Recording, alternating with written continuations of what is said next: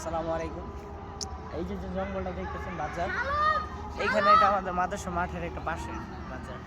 এখানে আমি প্রায় সময়, শুধু আমি না অনেকেই, এই জঙ্গলের মধ্যে বিভিন্ন ধরনের অদ্ভুত জিনিস দেখতে যায়, জিন দেখা যায়। প্রায় সময় এই জঙ্গলের মধ্যে অনেক অদ্ভুত ঘটনা ঘটছে।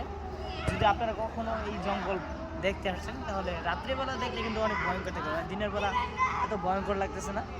যদি ক্যামেরা চাই তাহলে আমি একটু ভিতরে যাইতে চাই, যদি সে একটু সময় দেয় আর কি। এদিকে আসেন, আমি দেখাই বিষয়টা। আপনারা ভাবতেছেন এটা আমি দুষ্টামি করতে, দুষ্টামি না, সিরিয়াস। জঙ্গলটা কিন্তু খুব ভয়ঙ্কর একটা জঙ্গল। এটা সাইডে একটা কোম্পানি। এই জঙ্গলের কিছু বিখ্যাত ইতিহাস রয়েছে, আমি যেটা অনেক পুরনো ছাত্র ভাইদের কাছে শুনছি। এই জঙ্গলের পিছনে আরও কিছু ইতিহাস রয়েছে।